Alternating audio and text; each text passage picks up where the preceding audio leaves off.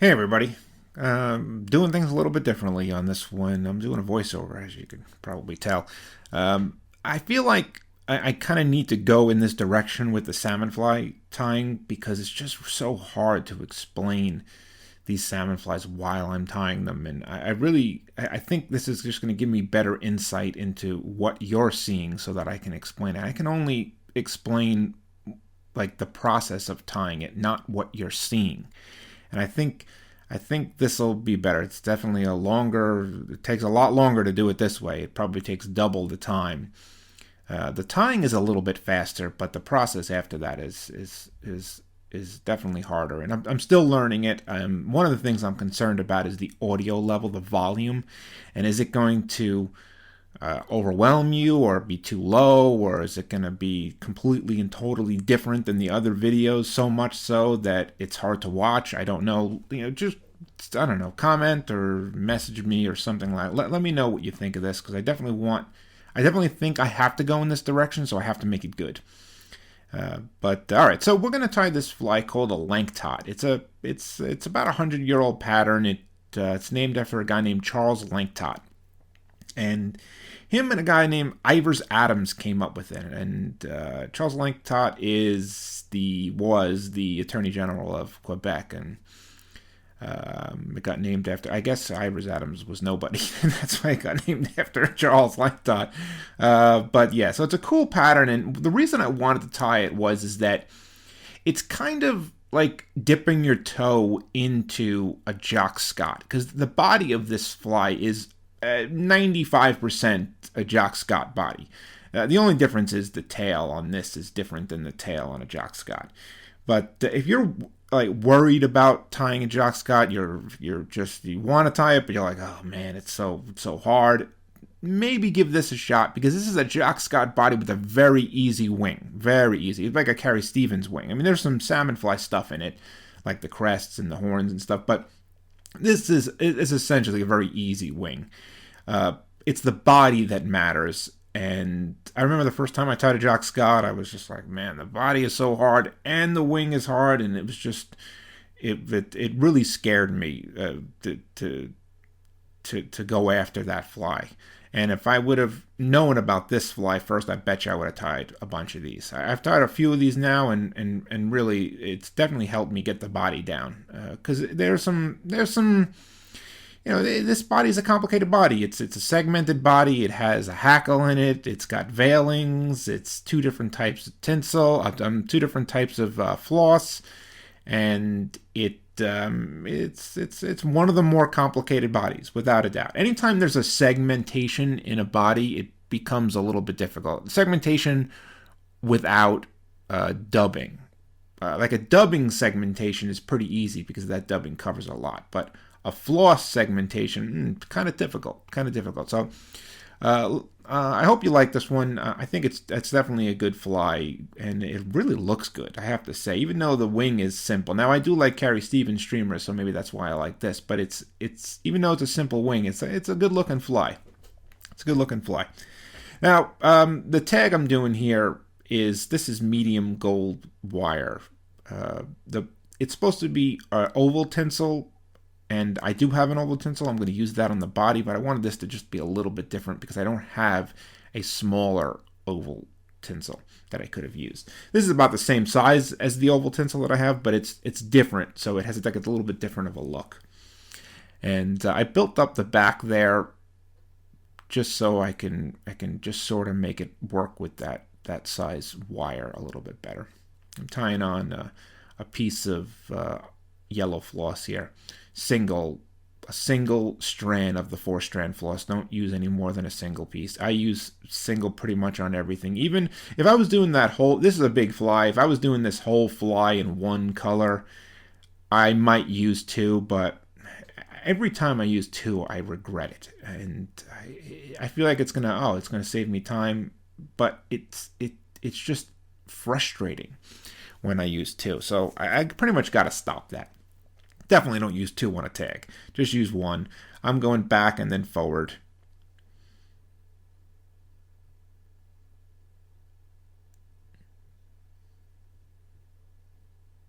And I'm trying to stop it around the point.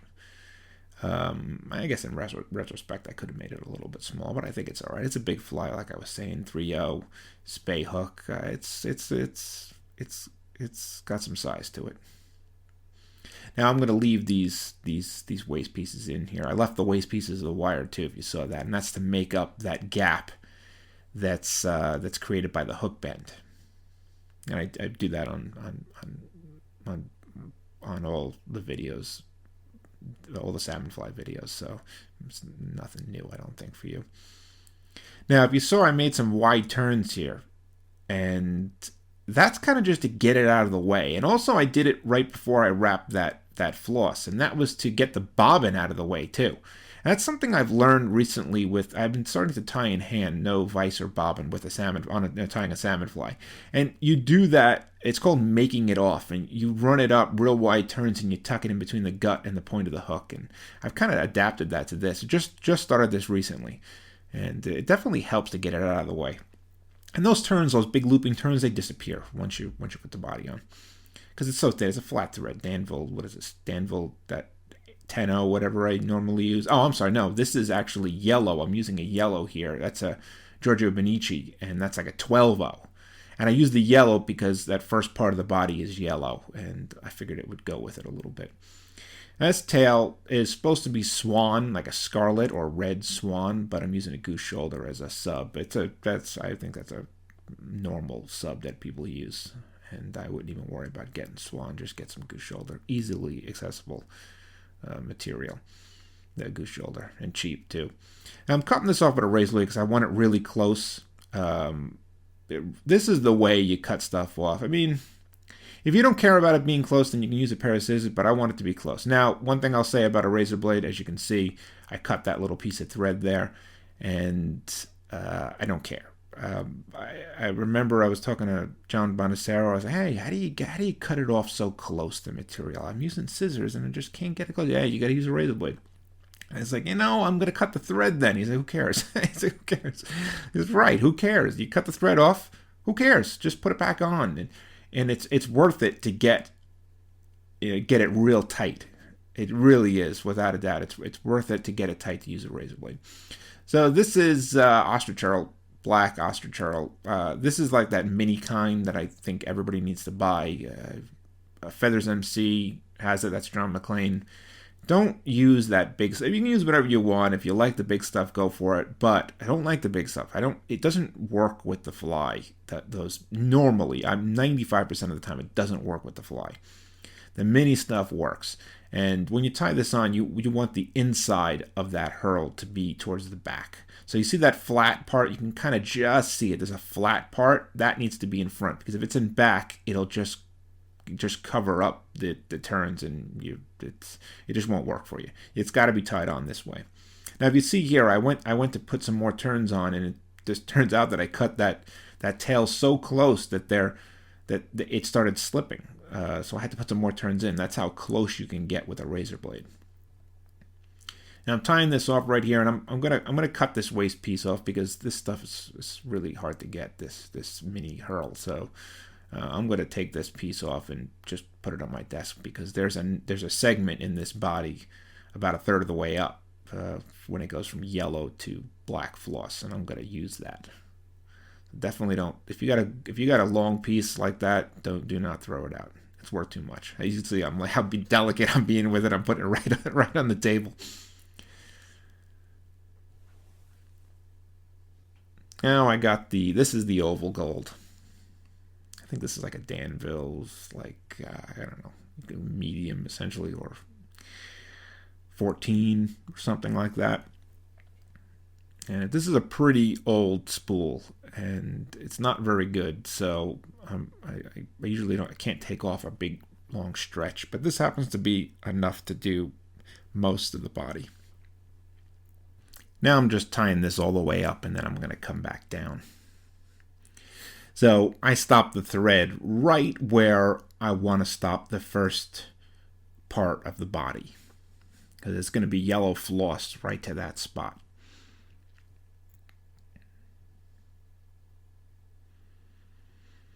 Now I'm getting a single strand. I'm going to go that whole distance with a single strand. I'm going to tie it in here. I'm going to go back, and then I'm going to go forward. And stopping your thread right where you want to stop the floss, that's what you want to do. That's what you want to do. It gives you a good, hey, don't go any further than this spot right here. And sometimes I even use a ruler to lay it out. One problem I do have, I know for sure, that I need to practice is making things when there's an even. See, this is another good thing about this fly. This body is hard, but it's not even segmentations. There's tons of flies, salmon flies out there, really hard ones, where the body is broken up evenly. That is extremely tough. This is 1/3 and 2/3. And that can kind of be fudged a little bit. When it's supposed to be even, when it's not even. I can tell you that for sure. So this is a good body to start segmented bodies with, because it's not even segmented. Now I'm just taking my time just to get up here. And you can see how much of a piece I got. And you can also see that my left hand, which is on the right side of the screen, I'm throwing that waste end over the vise. These vices, since they're so big nowadays, I mean, you really got to just chuck it over there, because if it gets caught on anything, it's going to fray. Now, this is the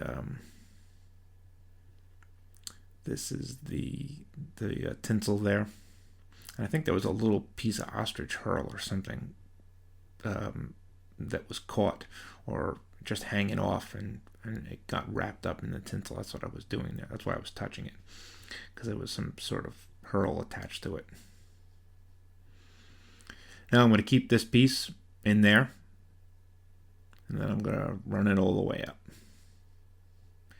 And let me tell you something. This might look crazy, running things up and running things down to make it even, but this actually, doing this and taking your time, and I'm switching to black thread here, by the way. This is Giorgio Benici black. This is 12-0 as well.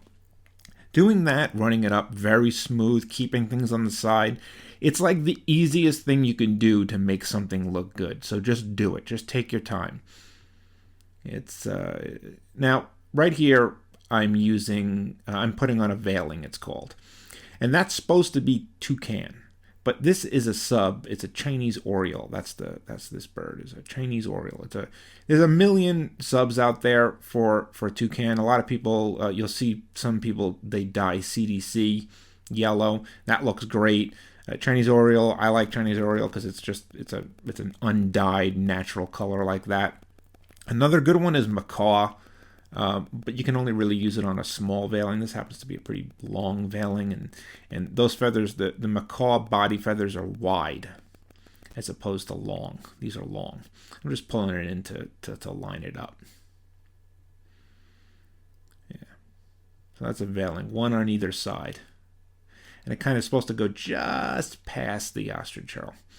And you can see there on the top, that one on the top that I used has a little bit of white. So I'm just into the white. I don't think it's a big deal. Now I'm getting, also you can see I ran it all the way up and back down again. Now I'm putting on the ostrich charl. This is that little waist piece that I had. It's going to be just enough to do another one.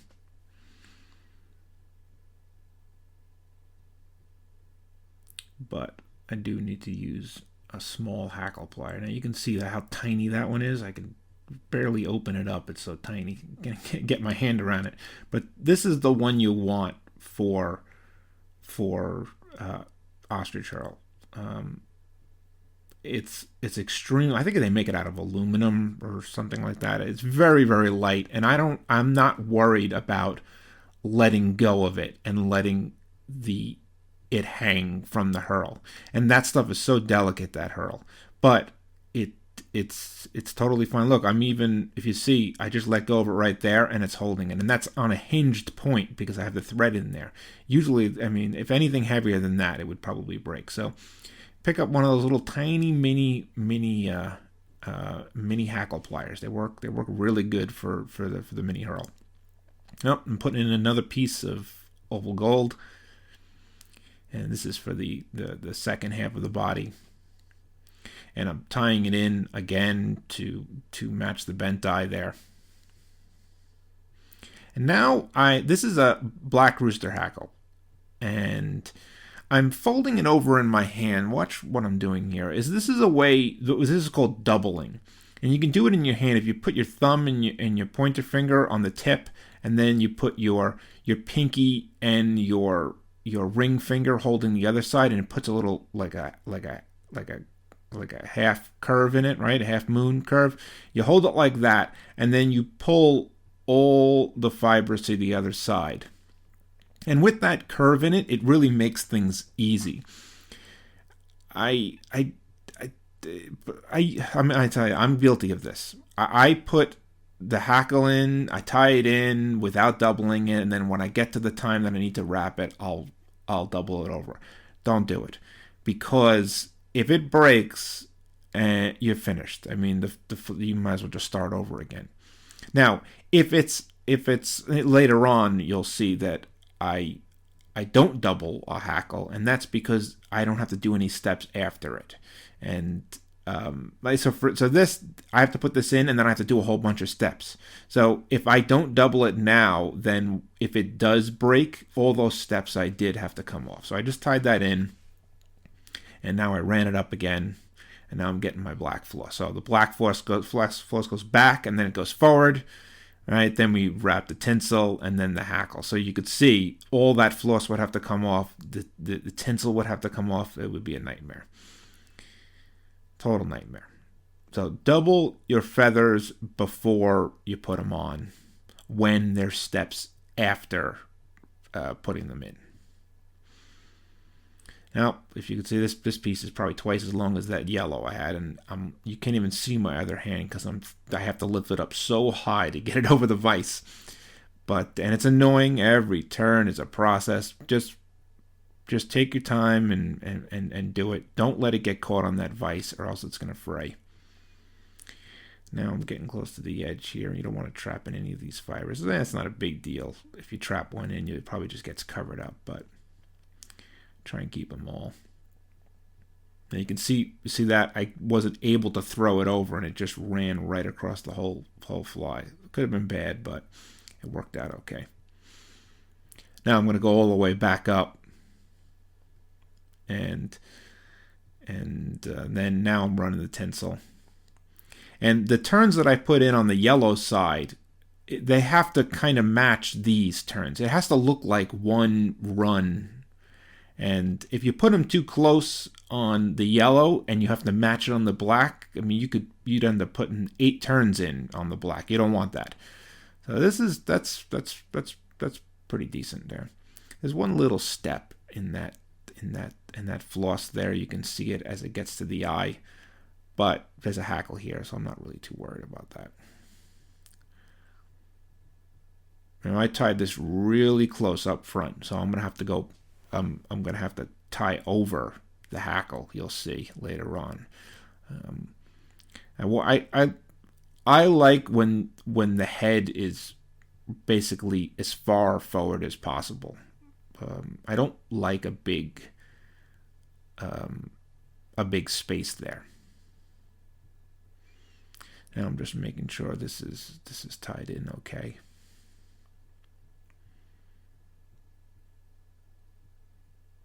And this is a pretty webby piece of hackle.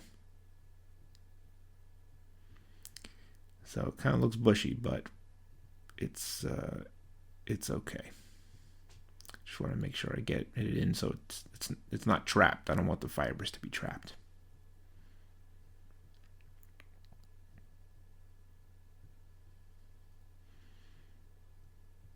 And I want one good turn up front.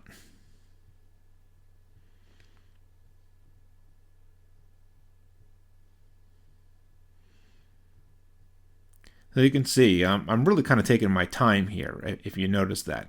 And that's because if you don't get it exactly the way you want it, you're going to regret it. So as you can see, I went back a few times, and now look, it was exactly I didn't trap in anything. It was laying good, and now I can start this process of getting all the fibers laying down on the bottom. It takes forever.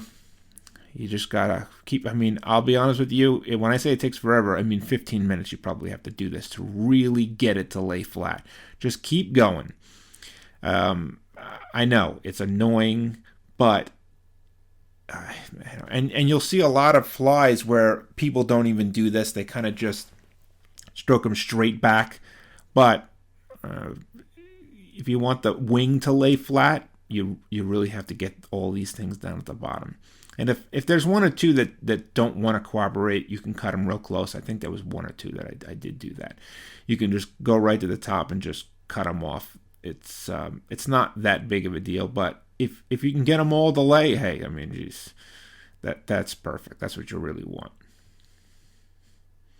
Now here, so if you look at this, this is a guinea fowl feather, right? And this is a throat. Now I'm tying this in. You can do it 2 days. You can rip off part of it and just tie it in like a pinch and loop at the bottom, or you can turn it. And I'm turning it here. And if you can see, I left some of the bare stem so that the first turn, I'm trying to get it just right. So the first turn, there's no fibers at the top. That's just a little trick on how to get most of it at the bottom when you're wrapping. And you know, the second turns, there's always going to be fibers at the top, but it's it just helps a little bit, because once again, you need to get everything on the bottom. And turning it on, I don't know, there's two schools of thought, I guess. Some people like to rip it off, and this looks like a mess right now, but it's going to get cleaned up, you'll see.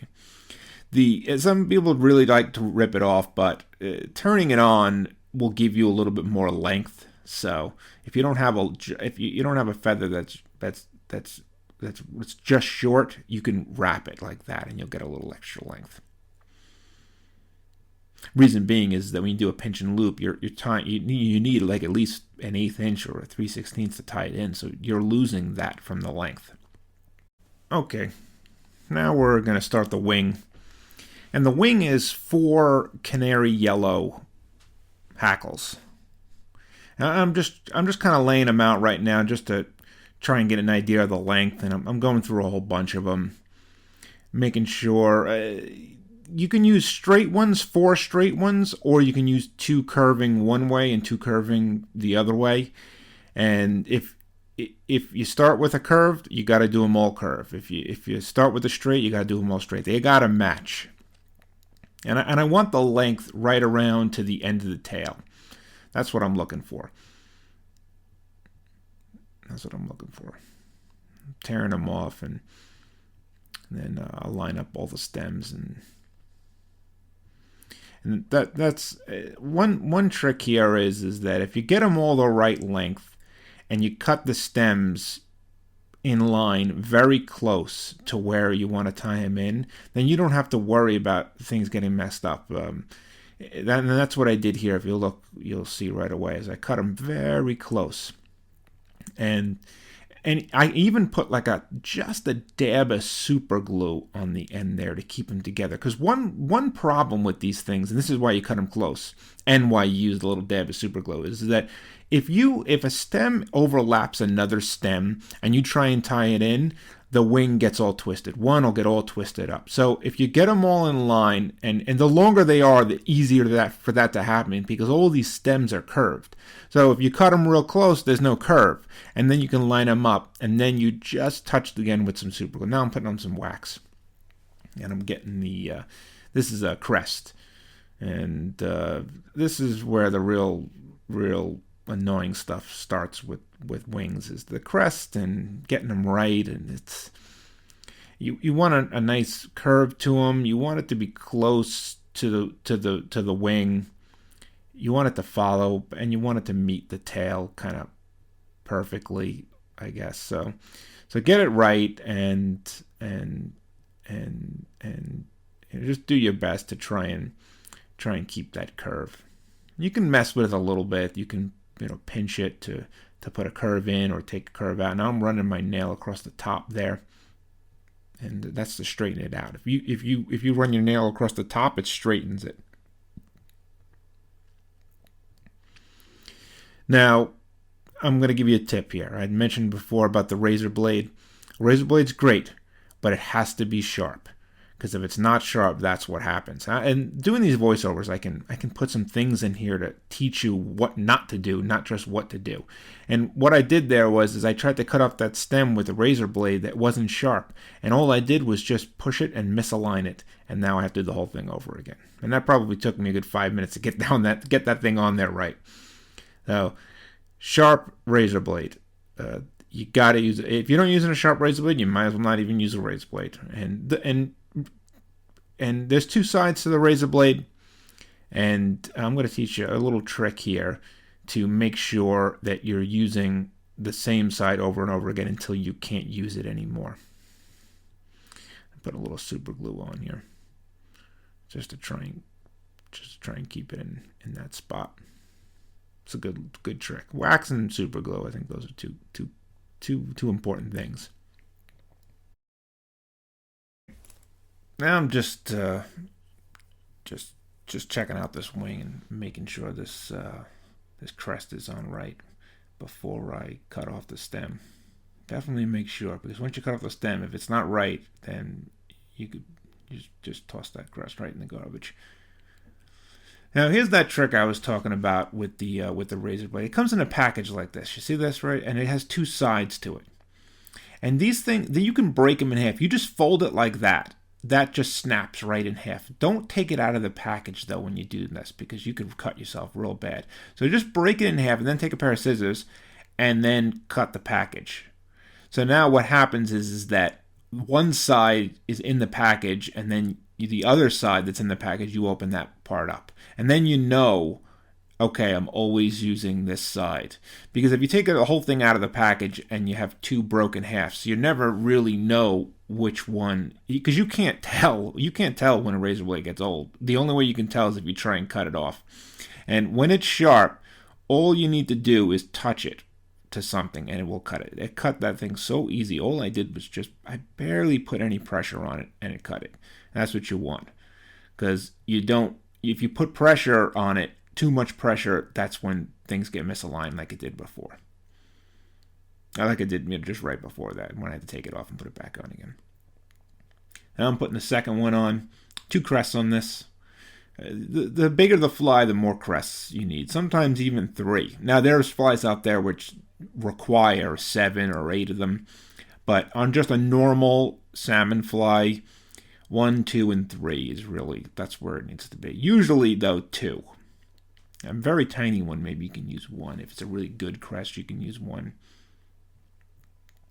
Now I'm looking on the top of it, making sure it's aligned, and I'm seeing if it's good. I'm also straightening that one out so it meets the other one. And even if they don't have to look like one crest. If you put 2 on, they don't look like one crest. Not a big deal. It's not a big deal. Just as long as they flow together, that's really what you want. Now I'm pushing the stem out. It kind of got caught inside the eye a little bit there. And now I'm going to clip it off. This one I'm clipping with a pair of scissors because it's easier. And then I'm double checking the crest. And it looks like it's meeting up the tail pretty good. Now, the eyes. A few more steps left. This is the eyes. Now, the eyes on this need to be pretty big, because this is a pretty boring wing without the eyes. Once you put the eyes on it, though, if you use a good size eye, which I normally don't like good size eyes, but for this, you really have to use one, because the wing is kind of bland without the eyes. And you'll see the eye goes into the yellow floss part. See that just past the herl. And it's a good size eye. Really good. That's like an eye you'd use on a 7.0. But you use it on this one because it's supposed to go into the wing pretty far. Yeah, I cut the stem off, just making sure it's tied in good. I don't have any really perfect big eyes. That one has a few little splits in it. It still looks good, but I don't have any really perfect gigantic eyes. I'm checking out the other side now, making sure it's aligned. Now I just lift my fingers a little bit to keep all the fluff forward. So when you tie it in, the fluff doesn't go everywhere.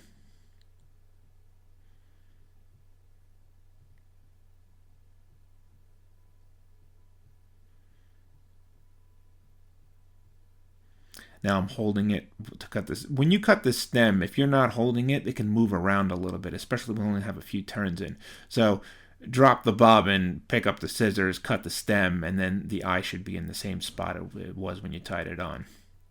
Now I'm making sure that the crest, I'm really just making it so it looks good for the camera. Okay, I'm just taking a look at these eyes, and I'm going to put some super glue onto the thread here, kind of make them permanent, and also just try and cover up some of the white from the stem. You could also use a black marker if you wanted to as well. Now for the horns. This is the horns are from a macaw tail, and the ideal one to buy would be the center tail because there would be long fibers on either side. But the side feathers work fine. If you buy one side of the feather will be long and one side will be short. And if you're just tying short flies, then you'll be in good shape. But if you're tying long ones, you need a left and a right, or you need the center. And this can be very frustrating putting these things on. And the reason is that there's a yellow and a blue side. You see that?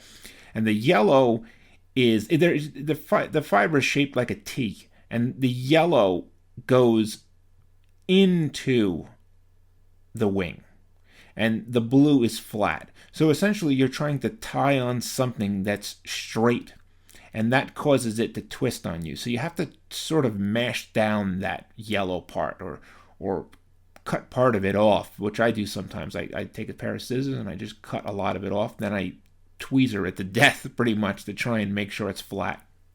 And that's all you can do. And you just keep putting it on. Ideally, you want it so that you don't see the yellow from the outside and you just see the blue. But that's very difficult to do. And a lot of times, right where you're tying it in, you see a little bit of yellow. But as long as you don't see the whole yellow, then you're in. I think you're definitely looking good. Well, I'm tying it in here, and then I'm cutting off the stem. I got that other side in. The other side took a little while. This one isn't that bad. Usually the second one goes in easier because you're used to it. And now I'm just making sure that it's not caught on the wing. These things, they attach to anything.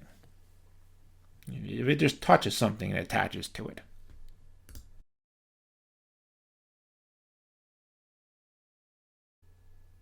Now, something else about these, you can see how I just messed with that and then boom, it attached to it.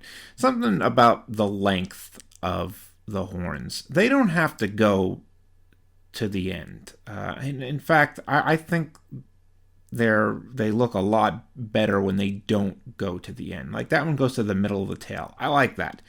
Too long, I don't know. It's just, they're not like caddis pupa, horns where they go to where they're twice as long as the caddis. It's not like that.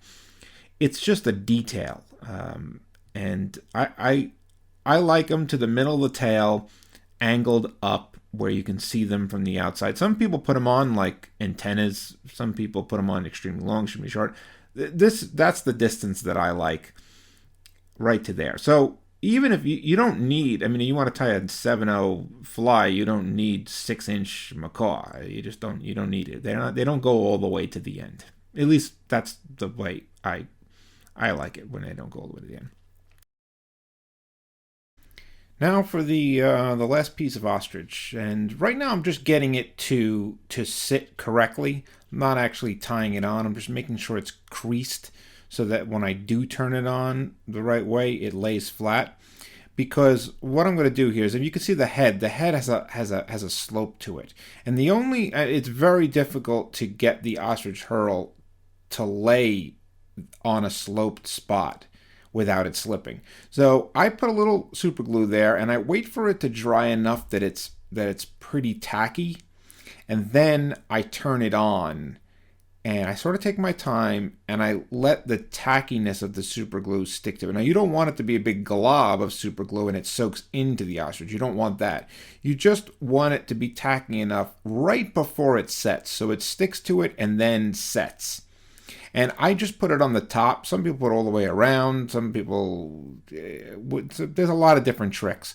I just put it on the top, which sometimes can mean that the bottom slips a little, but um, but yeah, it usually is good enough. And I don't like to put a ton on, so I only put it on the top. And usually that's a good enough to get it done. And it looks like it's going to work right here. I wanted to put an extra turn on, but it's not going to work out for me. So that's enough for right now, and I'm putting a few turns on and then throw a whip finish in there and pray that it stays, and it looks like it is staying for me.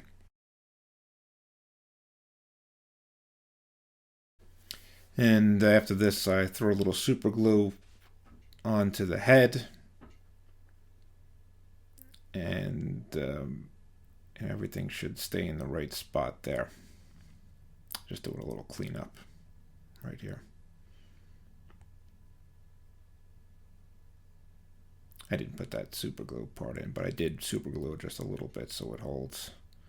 And just checking it out right now. And it seems good. I'll take it out of the vise, give you a look.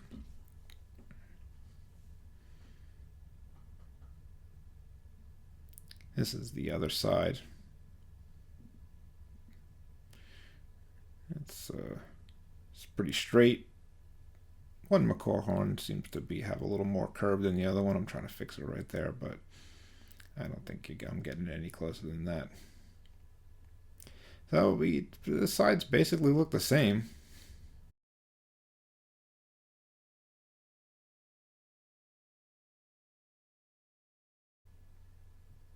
So that's it. That's a Lanctot.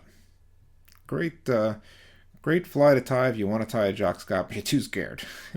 And this is a good little. This is like Jock Scott 101 there. Body is great. All right, I hope you liked it. This is one more shot of the other side. That tail seems to move. It should line up right. I mean, it looks like it's just creating a point there. It looks good. All right, everyone. I appreciate it. Thanks.